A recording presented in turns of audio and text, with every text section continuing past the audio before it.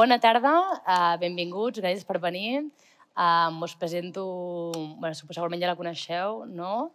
L'Auður Ólafsdóttir, suposo que ho estic dient bé. Després, si voleu, quan acabem la xerrada, us signarà llibres en aquesta tauleta d'aquí, sota la làmpada vermella. Tindreu el plaer de poder xerrar una estona amb ella, just acabant la xerrada. I bé, diré 4 coses sobre la seva biografia. Va estudiar a la Sorbona Història de l'Art. Si no m'equivoco, va ser professora de la Universitat de Reykjavik, ja no ho és. Ara entenc que es dedica plenament a l'escriptura. És autora de 9 novel·les, d'un poemari, d'obres de teatre. Va rebre un premi molt important reconeixent la seva obra l'escriptora, publicada amb Alfaguara aquí a l'estat espanyol, el Premi Mèdicis, que us la recomano. A mi m'ha encantat, és la història d'una escriptora que intenta obrir-se pas en la Islàndia dels anys 60, molt conservadora, molt repressiva amb la diversitat sexual, amb la dona, etc. I bé, jo us he de reconèixer que m'han fascinat les seves novel·les i com que m'han agradat tant, sé que la xerrada gira al voltant, sobretot, la descripció de la llengua, de les llengües minoritàries, com l'islandès, i del món que s'ensorra, però jo aprofitaré per anar posant codes i preguntar-li coses d'altres novel·les que he llegit també que m'han agradat molt.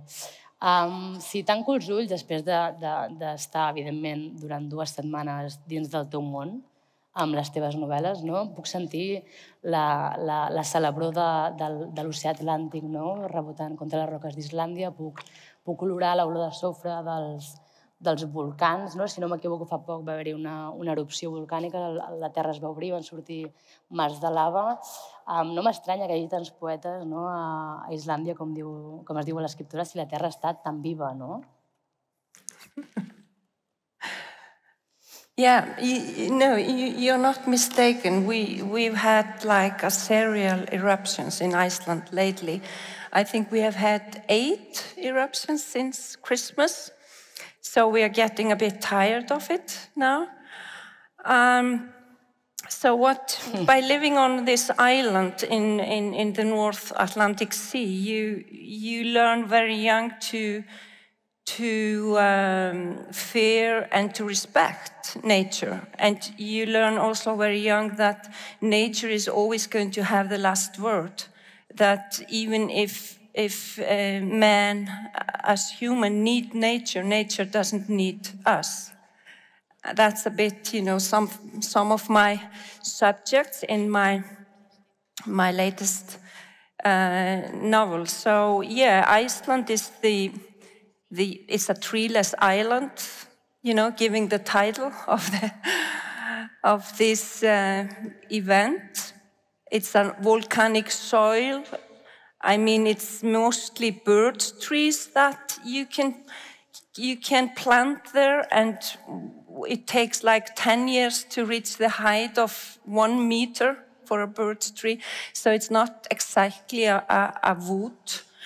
So perhaps you know this Icelandic joke, which goes like, what do you do if you get lost in an Icelandic forest? You just stand up. You raise yourself. So yeah, it's a volcanic island, and like a newborn baby. It's the youngest country in the world, and we don't have any neighbors like you do. We are an island. We don't have any neighbors to do wars with. We only have the sea. So the sea is our next door neighbor. So yeah, so it's a strange destiny to be born on this island. I discovered that when I was like 7.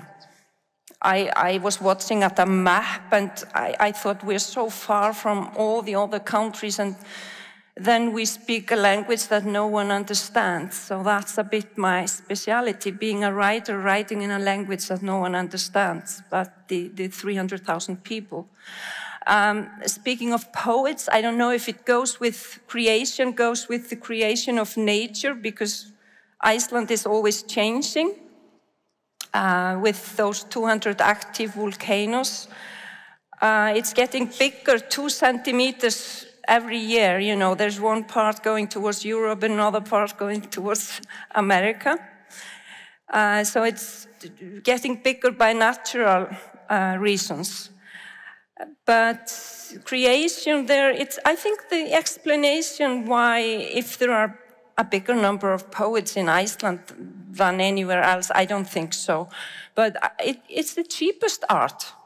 We used to be a very poor country until the mid-20th century, really one of the poorest underdeveloped country at least in Europe. So it doesn't cost anything to write. You just need a pen and imagination. So you can all do it, in fact. It's not like a film. You know, you blow up a bridge in like 3 words in a book, but it costs a lot to blow up a bridge in a film. Maybe it's more easy to get published in Iceland than in Catalonia. I don't know. Yeah, probably. Bueno, aquí sí que es publica molt, també. Well, we do publish a lot here. We do publish a lot here as well. And now, hearing you talk is a good example of the complexity and the richness. You have a very holistic conception of the environment, and you bring topics together, intertwining them, exuberant nature, the complexity of the language. I don't know, these wisdoms you can see throughout your work. And there's something that caught my eye when I read it, not in Hotel Silence, because the protagonist is a man, and I think in that it is different from your other novels, but the fact that most leading characters are women who speak a common language, the language of wisdom. They're always reflecting upon their environment, they're making very complex reflections, and I don't think it's a coincidence that it's all women, because this doesn't happen so much in Hotel Silence. Yeah, well, I've also written at least 2 books about male sensitivity. Rosa Candida, about a young father who became a father by an accident.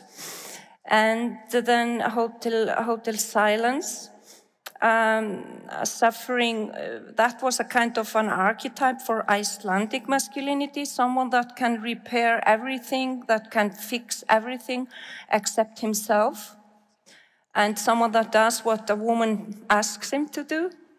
So he goes to this war-torn country, and as you know from history, it's the role of women to rebuild societies after wars.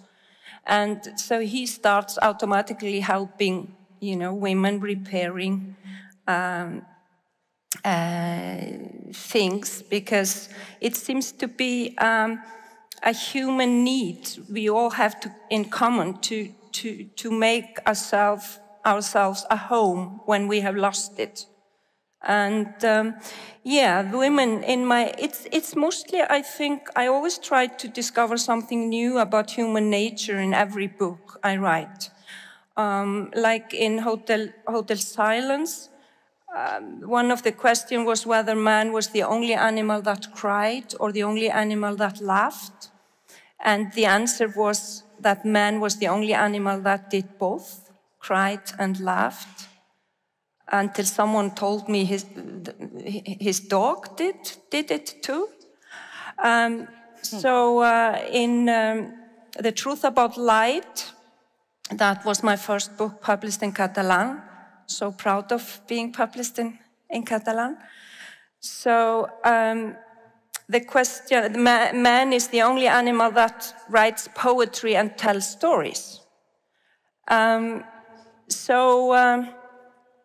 Maybe it's in that book there was a lot of talk in the literary world about what a writer is allowed to write about.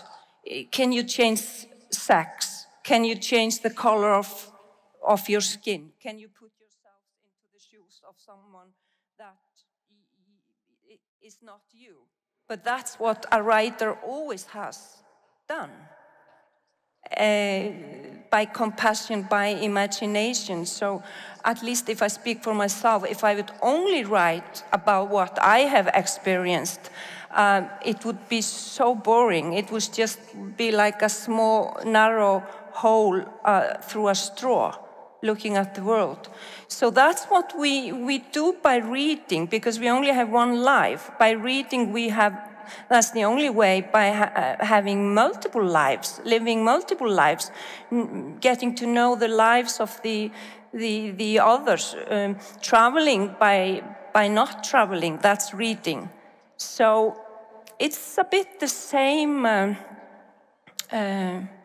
with writing, I think. But it might be a feminine view, I don't know, of the world. When I wrote this book, the writer, how do you say it in Catalan?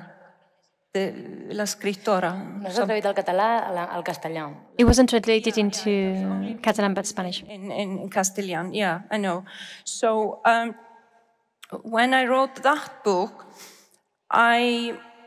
it's about a female writer. So I thought there are so many books, there are like 1 million books that have been written about male writers and 1 million films done about a male authors that are really admired by so many women. There's just one that came out, and what is it called, with the genius?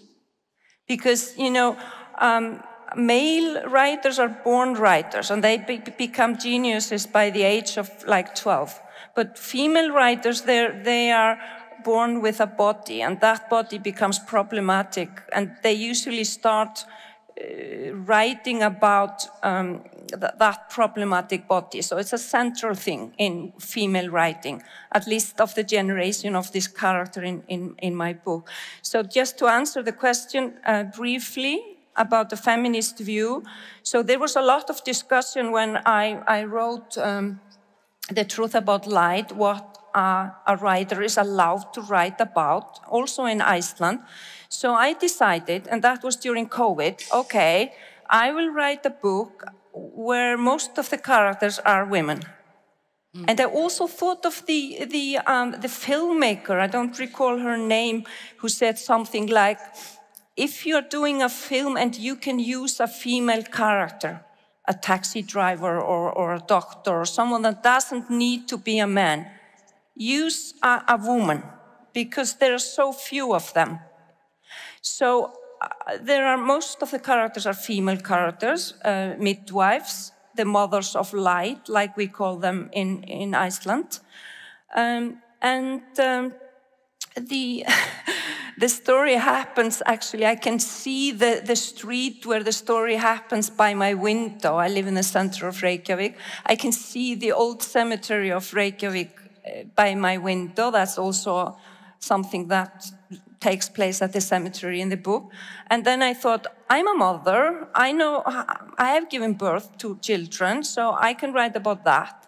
But that was the only book. I thought a little bit about these questions, what are you allowed to write about? And then the next book, I didn't think anymore of what you're allowed to write about, because writers have always written about anything. Parlant de l'escriptura, intentem entrar... Talking about writing, let's now talk about Icelandic language. When you started writing in Iceland, there are 300,000 speakers, 320,000 speakers, native speakers of Icelandic, if I'm not mistaken. So when you started writing in Icelandic, did you expect the international recognition that you've had after writing in a language that is read by such a few amount of speakers? I don't know if there's a lot of promotion of language in your country, but did you know that by writing in your own language, you would be able to reach so many people outside of your country? Well, you never expect anything. If you start expect something, it doesn't happen. It's normally like that. We all know that. So, yeah, that came as a bonus, as a total surprise. I started really late writing. I was working full-time as a teacher, as a professor at the University of Iceland, as an art historian. But I always knew I was going to write later. I had those books inside me. I just wasn't mature enough to write the books I wanted to write, maybe a bit existential books, but also always telling a story. I had to accumulate experience. I had to know the world. I had to suffer. I had to see the world.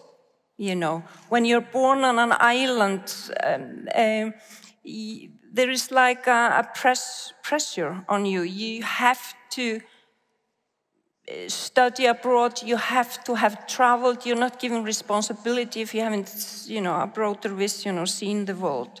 And you always travel, of course, to be able to go back. That's the main issue. But,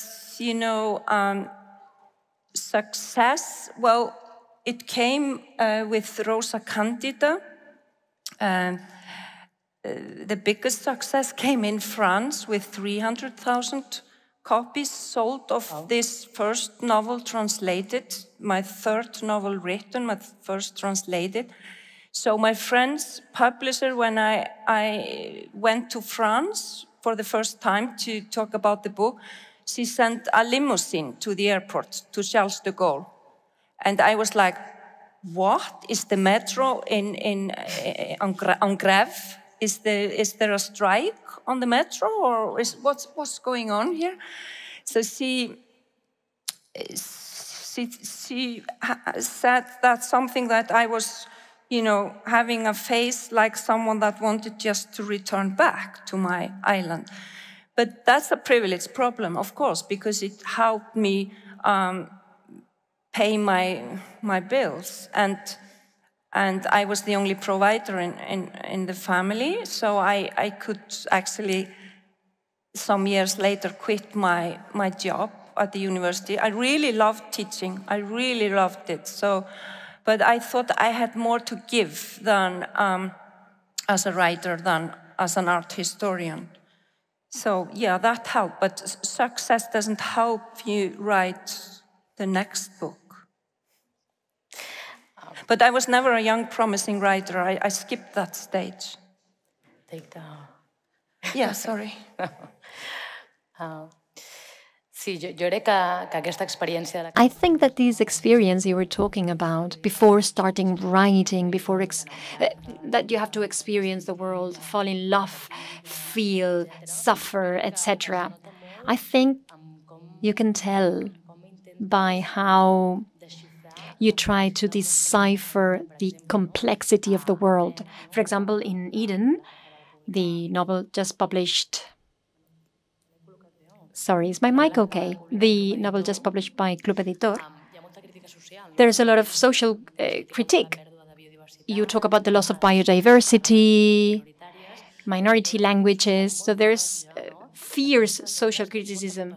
But in your novels, you also show a lot of compassion for those who've stopped fighting, who are tired of fighting against the world and decide to lead a calmer life. I'm thinking of the character, the homosexual friend of the writer of Miss Iceland.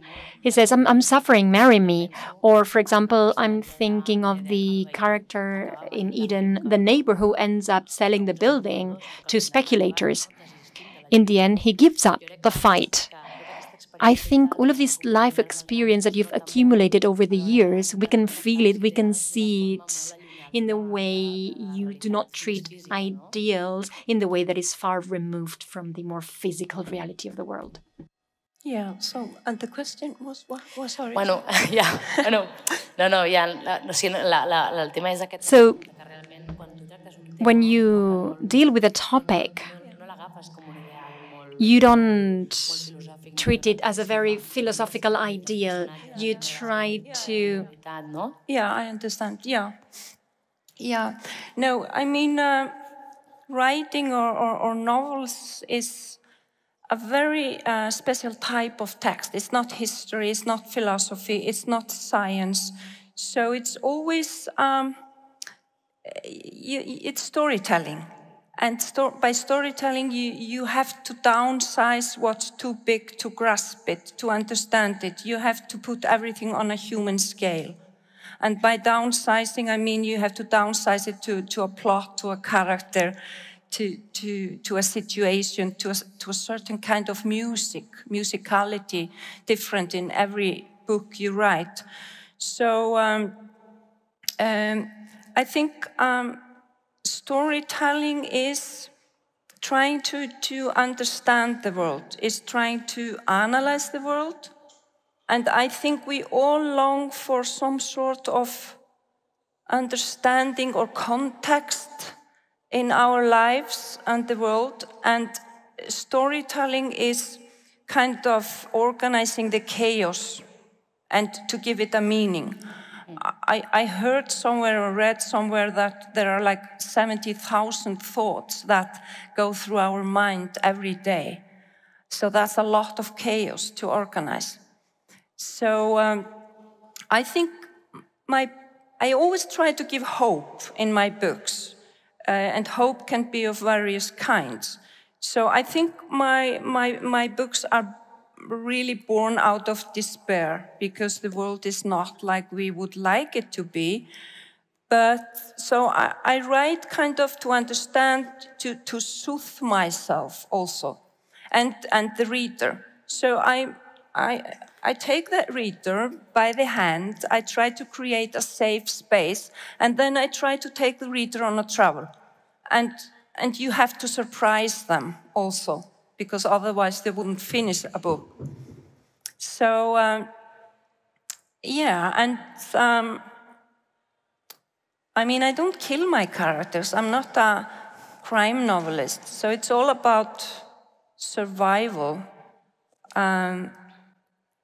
Surviving. So I think that's the question of how to survive is much more interesting than how to die. I think that's, you know, something we all die in the end, but how to survive is really an interesting question for an author. And if you combine it with the paradoxes that make us human, yeah, I think that's a bit my field. Sí. But you don't have to live things. You mean, with age, of course, what you know accumulates. We have there are like 60 wars going on in the world, sadly. And we have television, we have it all in our sofa. And we all know what we have done to the planet. But the role of a writer is to tell a story. Like for instance, in The Truth About Light, the hope lies in our weaknesses. The midwife, the mother of light, she doesn't believe in man, but she believes in poets and children. That's, of course, a paradox. She believes in children, the future of man. And that's where hope lies. But she thinks the fragility of man can save the world. And because it's our weaknesses, because it seems that we have 5 times bigger brain than we should have, like she says in the book, compared to the size of our body. So we can find solutions to problems if we want, and if we are enough. And because we can't fly, we have invented aeroplanes. Because we can't see in the dark like some animals can, we have invented electricity. Now we just have to find some more ecological ways to travel, so a writer from an island can visit the people in Catalonia without having to plant 700 trees when I get back, like my character. specialist in dying languages. She has calculated that's the number of trees she has to plant just for the carbon footprint of all her travels abroad to a conferences about dying languages. She's a linguist. So yeah, that was not exactly the answer of the question. I think I got lost. No. No passa res. That's all right. It's a pleasure to listen to you.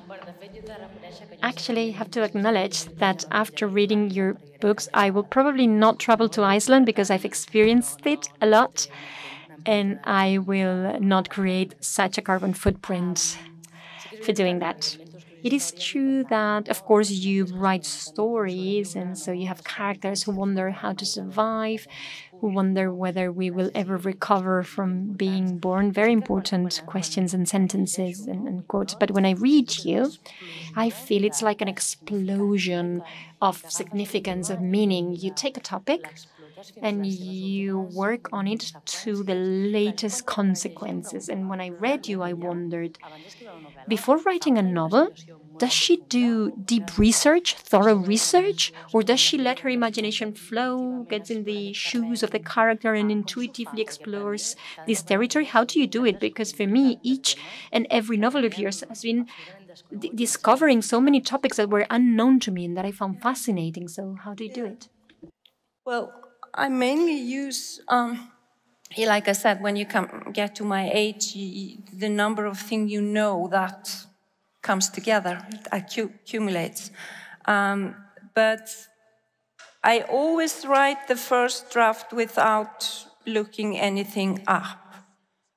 I'm a bit like when my daughters were young, they used to ask if they could have something, a cookie, and they had already eaten it. So I'm a bit, I ask permissions after I have committed the crime. So it's usually the other way around. You write about something, and many writers have that experience, and then it comes true. So that's why I never kill my characters, so it could come true on the reader. I have written about things that I couldn't imagine could happen in real life, and then I have found out it actually has happened. I can take an example when I wrote this book translated into Castilian. There is this, you mentioned this character, a gay, young, sensitive, creative man that it's taking place in the 70s, and he's experiencing lots of prejudices, and he's a seasick sailorman dreaming of working in a theater. So I made him say so many things, and it's only afterwards that I read some biographies of young gay artists, both in foreign languages and at least one in Icelandic, and I found my phrases, and it was actually quite common, like it happens in my book, to get married. Somehow they form a couple where they protect each other. My heroine and her best friend. So yeah. No, és molt interessant perquè realment... Very interesting. I was saying it's very interesting because I think when I talk about your wisdom, it's precisely this, the intuition you have, the way in which you get in other people's shoes and you understand reality in a very precise manner. Let's now talk about languages, because it was a description of the conversation and it's one of the central topics of Eden, which, as you explained, is the story of a linguist who all of a sudden leaves everything behind to try and build a garden with a richness and to make things that are being lost be reborn, like planting birches. As you said, in Iceland, it's very difficult for them to grow where she wants to plant them. We said before that the Icelandic language has 320,000 speakers. I couldn't but compare it with my own language. It has 10 million speakers, but it's a threatened language. And contrary to Icelandic, it does not have its own state. And when I read Eden and the linguist gave reflections, ideas, thoughts, she said that Icelandic is a language that creates a lot of neologisms, and it tries not to accept loan words from other languages. And this was very impacting to me. And I wondered whether you really think that the fact that you have your own state that defends the language, whether this has made the language persevere, prevail, and take care of itself so much. Yeah, I'm very much aware of that. I'm writing in a minority, marginal language that could possibly die out, and I think there is much more possibility for Icelandic to die out than the Catalan. You know, you 10 millions, we are 300 and like 20, 30, 40,000 speaking that language. But yeah, yes and no. When we're on an island, it's important to see other horizons, to go abroad. And it's a kind of part of our survivor kit to learn other languages. And the first foreign language we learn at school is Danish. So it's not very useful, either. But we used to be a Danish colony. And then it's English. And then in high school, it's like German, French, or Spanish. And now most young people in Iceland choose Spanish because they think the grammar is the easiest one of those three. Una cerveza, yeah. Do we? But at the same time, we are very much aware of speaking that language. And like it says in the book, there are estimated 6,000 languages that are spoken in the world, and we are losing every Friday a language dies, is the title of a chapter in Eden. But in fact, you always have to lie a little bit when you're a writer. It's not every Friday. It's 2 languages every month we lose. So by the end of this century, we will have lost like 90% of all the languages spoken in the world. And that means with every language we lose a culture, we lose a special way of thinking, we lose a sense of humor that I think Icelanders and Catalans share a bit black humor. And so if we lose Icelandic, to take an example, we would lose the only language in the world, to my knowledge, that uses the same word to say mundo e casa, heima heimur. It means that the world is our home, home is the world. The others are us. We are the others.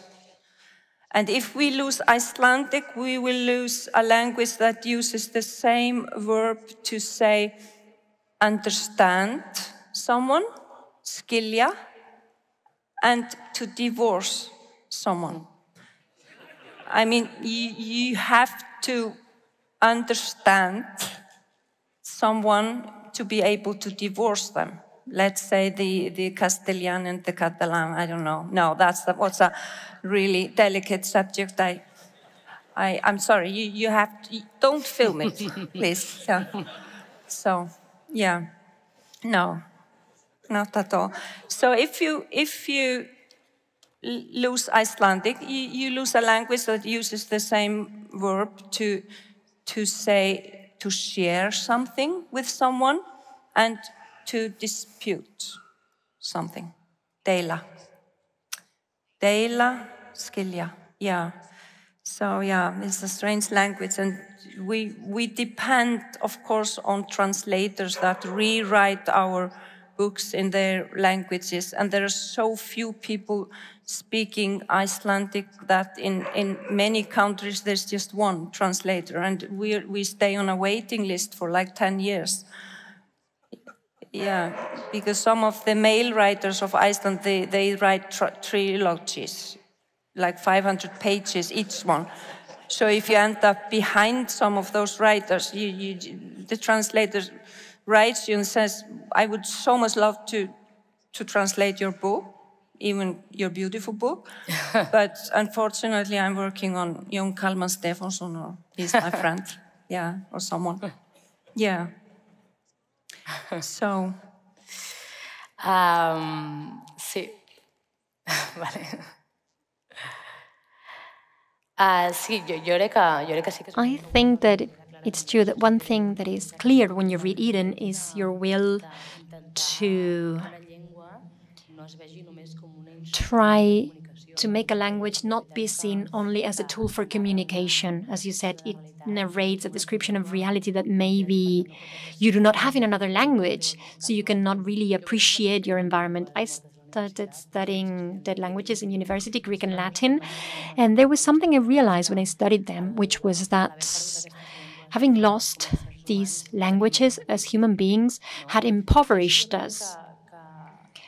And I still think that in Eden, you also have the intention not only of showing that with the loss of a language, you lose a richness, this wealth that allows you to understand the world around you in more depth, but you understand it as a tool for social cohesion. I remember a character in Eden, a migrant man who has arrived in Iceland, and despite the people around him find it to be a fierce land and they don't want to stay, and they start thinking that they want to leave, he decides to stay. And the way to stay and to commune is to making the effort to learn the language, Icelandic. And I think you didn't only want to show the cognitive part of the language, but also this more human side that is mediated by love. Yeah, absolutely. I really thought of Eden as a kind of a love poem to Icelandic. I knew when I wrote this book, I wrote three books during the COVID isolation in Iceland. I didn't travel anymore, so I didn't plant any trees. So I knew it would be translated by then, my books, into some languages. So I wanted somehow to write at least one book in my career that was, this love poem to Icelandic. So I give some examples of the strangeness and of the language, but I try also to put it in a bigger context, and of course by telling a story. For instance, on a treeless island, Iceland is a treeless island, so we use to measure the strength of wind, we use trees, which is a strange paradox. And it's the survival. We're all born somewhere, and this young refugee, he's a language genius, like my hero, and they actually become a family. But the question, I think the question you can find in that book and in perhaps all my novels, most of my novels, is the traveling, the changing. Can you mend? Can you fix a broken world? Is there something that we ordinary people can do to change the world? Everyone and each of us, is there something we can do? So there is always someone repairing something in my books. Restoring a hotel, even just painting an apartment to get more light into it, restoring a garden in Rosa Candida. And in Eden, we all try to create our kind of Eden to survive. So what goes with this, there's always traveling also in my books that goes with somehow starting from new, the renewal of ourselves. And so I think, yeah, it goes together to go away, to become someone else, to change and to repair something. And this travel doesn't have to be a long travel. It can be a travel from the brain to the heart.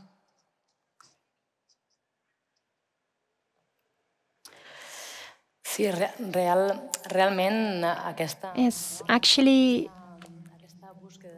this search for the meaning of life is very obvious in your characters. What surprised me is that oftentimes we see characters that are looking for life. They want to make things flourish in devastated places, in inert places. In Eden, we see a character who has a life crisis and is thinking of ending their life, and they, in Hotel Silence, sorry, this person decides to leave or his homeland, and he thinks that his life has such a small worth that they go to a devastated place, and this person ends up finding the meaning of life in a, for example, in Eden, in a house that is torn. And it was impacting to see your search for life in places where there doesn't seem to be life. I was just talking about Hotel Silence, and it surprised me that normally you locate novels in a very tangible place, Iceland normally, but in Hotel Silence you don't talk about the landscape. I understand this was a decision, and I wanted to ask you, why is Hotel Silence not set in any particular place? Yeah, like I said, sadly, there are like 60, 70 wars going on in the world. So it was important that it became an any place or everywhere that it could be close to us. So yeah, it's true that the character in Hotel Silence, he has this terrible wrong idea that the world is a better place without him. So, but then he goes on this travel, and the question is, the big question is, do we have the right to suffer if there is someone else suffering more? And the answer that the book gives, if you can say that a novel gives an answer, it's probably not the role of a novel, is that you can't compare suffering. There's always a personal story behind a suffering. Happiness is more likely to be something we all share. End of story. They lived happily ever after. So there's nothing to say. It's not interesting for an author, but the feeling of suffering is much more interesting for an author. So it was a decision, yeah, not to, but obviously it's written before the Ukrainian war. It came out in 2016. So maybe the latest war that many people seem to connect to was the war in the Baltic in ex-Yugoslavia. And the Italians, they saw it like, you know, and that made me a bit stressed when the book was translated into Slovenian, Serbian, all the languages. It has been translated, but actually it has been really, really well received. But I did mix a lot. I watched actually a lot of documentaries about wars, and what is different with a civil war, it's inside a country. So at the end, obviously there are no winners like in any war except the weapon industry. So, but in a civil war, it's very difficult because everyone has been a bad guy. And like in the book, you don't know who the sniper is. You just know he sang in a choir in the village. So what I learned from all the things I read about civil wars was that people just want to forget all about it. They pretend it never happened, and they try to start from for the children or for the future, from a new beginning. And so it becomes important to repair washing machines, like my hero does. And, cookeries. But I mixed many things in those books. I think maybe the only thing I took from the Baltic Wars was that they were pouring like red painting in the holes from the bombs and called it red roses. But one of the things I discovered was that there are so many people that lose their hearings during the bombings afterwards. There are, like half of the population deaf. So that was where silence comes into it. Silence as a remedium. Silence is personally my source of inspiration. Iceland is the land of silence, my personal monastery. So that's what we maybe lack the most in the world, the silence. So it's so precious. And also because everything has been said. We all know too many things today. So it's either actions or silence. And my character are often silent people that justify themselves by actions. They're like well-meaning persons that try to find solutions to problems. Because language, as we know, it's not used to build, sadly, bridges between people and to understand the other, but to gain power and to justify that power. That's why hardliners and dictators, they fear the most the people of language, journalists, writers, intellectuals.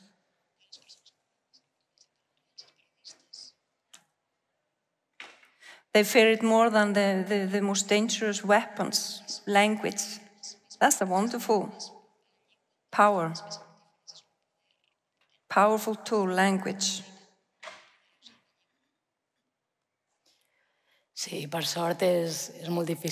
Yes, fortunately, it is very difficult to silence language. We are lucky in that.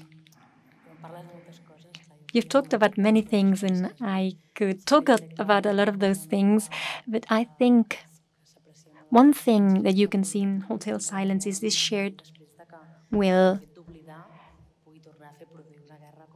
of not forgetting, because forgetting may lead to another war. There are many things you talk about in your novels, and I think when someone reads your works, I have not read all of your novels, but I have read many of them, and you can see a growth with each topic. Before I said that for me, each novel seems to revolve around one topic, but it's true, they're interconnected. For example, in The Truth About the Light, on FIFA, the great aunt, who is a midwife, and she's a spectacular woman. She has these big thoughts, big reflections, very much anchored in the animal character. She's a woman who has been birthing human beings her entire life, and she feels passion about life, and she works to prevent the extinction of species. She's very much concerned about the loss of biodiversity, which is a topic that you also introduce in Eden. When you write a novel, are you always left wanting to research more about the topic? Every time you write a novel and you know more about the topic and you read about the things you've written about, I guess other windows open up and you want to explore more, and you use all of this material to then write other novels and continue fighting these fights. Yeah. Yeah, well, yeah, I think I think of a novel on different levels. I'm very much aware of that people will read my books in a different way, like I read books, like we all read books, according to our experience, our background. And so some might just see one level, and that's fine for me. And the most important is always to tell a story. And my stories, they often go from some darkness, but towards light. Yeah, I mean, The Truth About Light is a book about the meaning of light in a dark world. It's about hope. And so living in Iceland, like living in Catalonia and in the rest of Spain. So we are all confronted to a major climate issues. I mean, the glaciers are melting in Iceland. We are losing the biggest stock of fresh water. We see new landscape emerging like every year in Iceland, like 400 meters of new land no human being has ever seen. So because we are losing all those glaciers, we are having more and more extreme weathers like we are having more and more wind. And but it's important never to preach. So but all those issues of today, they can lead to telling a story, to create some characters. And like the character in The Truth About Light, the midwife, I thought that was poetically logical that a midwife, because we call them mothers of light in Iceland, she would be a specialist in light in a dark world, and also in human behavior. And yeah, so I use her but the background might be some climate issue things, or yeah, I don't see how you can write a novel today and pretend that everything is okay.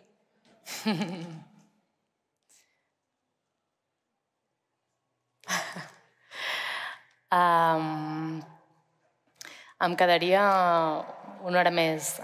I would stay here for another hour talking to you, but we're running out of time. We will now open it up to the audience. I encourage you to go get her books to the bookstores. They are impressive. If you want to go deeper into the human soul through her, you can do so. Her books are available everywhere. But I wanted to finish this conversation with a reflection, a sentence that impacted me out of one of her books, which is that, well, it is said by Aunt FIFA in The Truth About Light, and it is the fact that human beings at some point can learn the word freedom, but the character isn't really sure that human beings can really understand the meaning of the word freedom. So with this bright, brilliant reflection that is food for thought, I will finish this conversation. Thank you very much for being here. Thank you for coming to Barcelona. Thank you for joining us in this conversation and for sharing your time with us. Thank you. Thank you so much. Yeah, I just wanted to add about this character that when you're a writer, you can she's an eccentric philosopher, kind of, this midwife. And when you're a writer, you can make your character say things that you could never say as a person. So, yeah, like about the human race or human nature or the paradoxes that make us human. Merci. Yeah. Thank you. Thank you so much, all of you, for coming.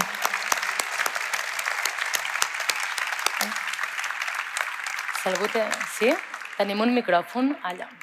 Do we have a microphone? Aquell senyor?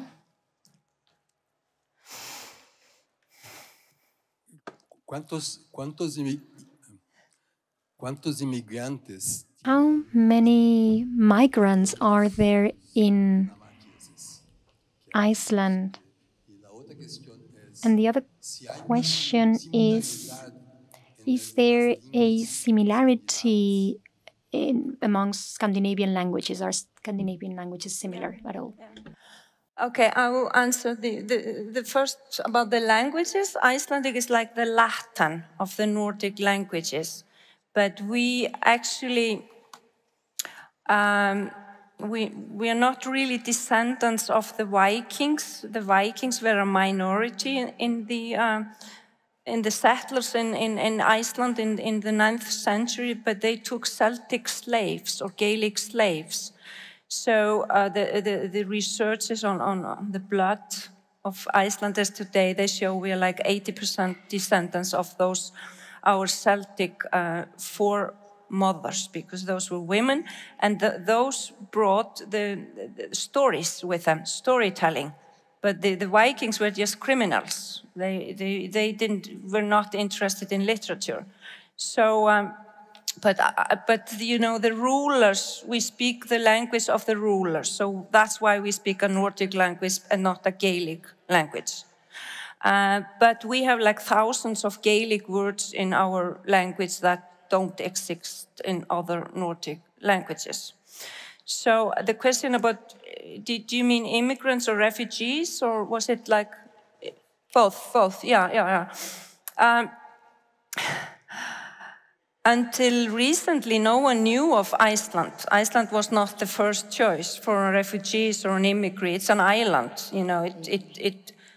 But in recent years, I would like say in the last 3 years, there has been such an explosion of both refugees and immigrants that now those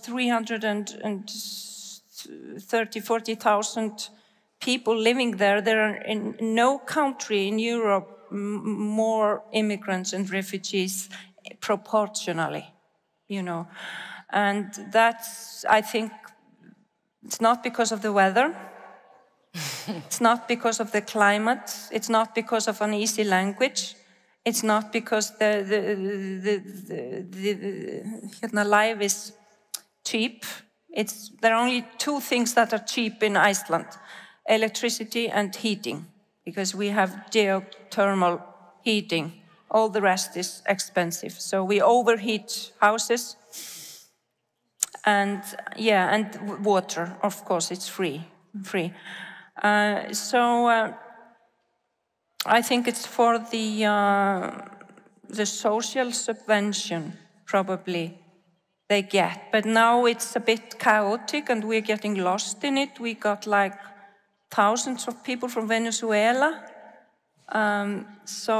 Yeah, of course they're Ukrainian, but those people are a different kind of refugee, if you can say so, because they got work permissions as well. So they have been helping because there is no lack of work in Iceland. So they have been helping with the tourist industry. Yeah.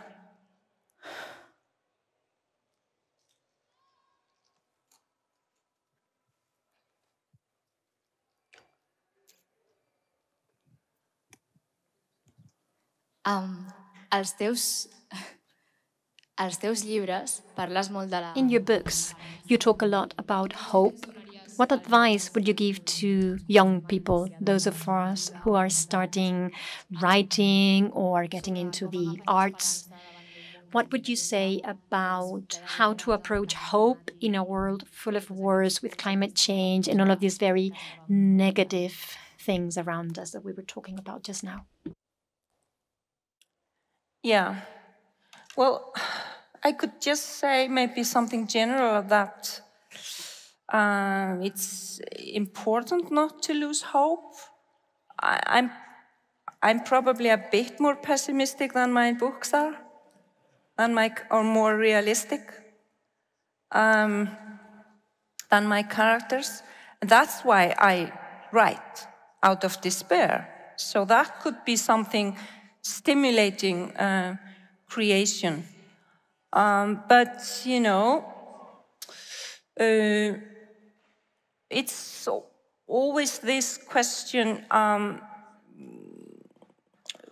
is it possible for us to mend a broken world? So if you have an answer to that, or try to answer that, that's one kind of hope, of course.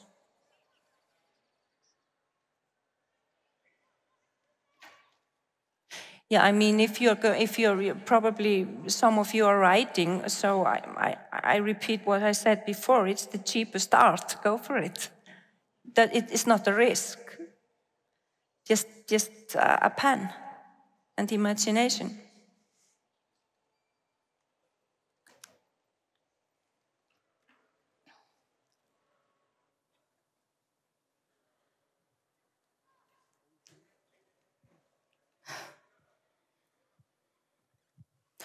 I have to say, I really love the covers. Those are, you know, my favorite covers of my books. So beautiful. Don't you think so? Yeah. Yeah. I wanted to ask you about what you were saying about putting yourself in the shoes of a character, seeing the world through their eyes.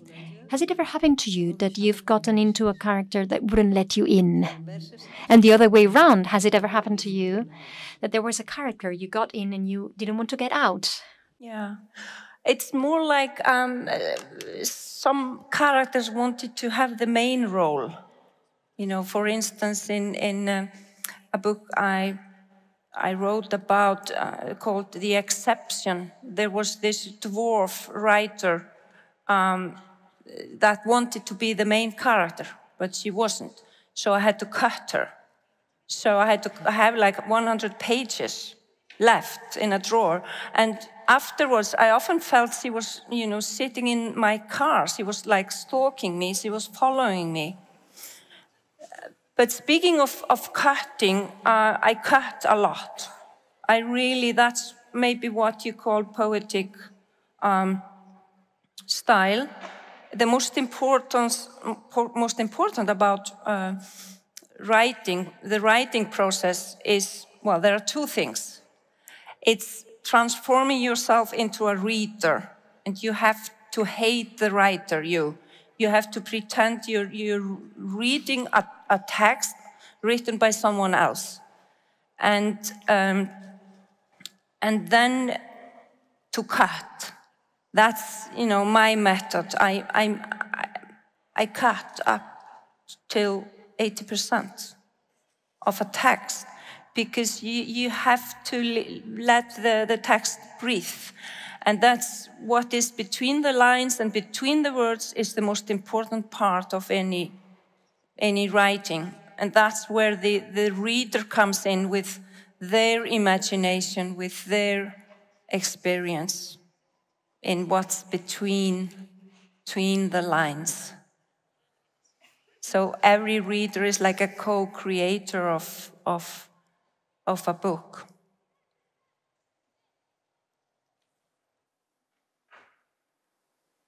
Bé, si no hi ha cap pregunta... Ah, sí, hi ha una altra pregunta. Okay, there is one more question. I think we have to stop here. I'm so sorry. But we run out of time. Actually, we've been talking for more than an hour. But since... Yeah, okay. Exacte, com que serà aquí signant llibres... Si exactly, she'll be signing books here at that table there with the red lamp, so you will be able to talk to her. If you're shy and don't want to talk in public, she will be here and you can ask questions and make the most of her being here. Thank you very much for coming. Thank you. Thank you. A pleasure. Thank you so much.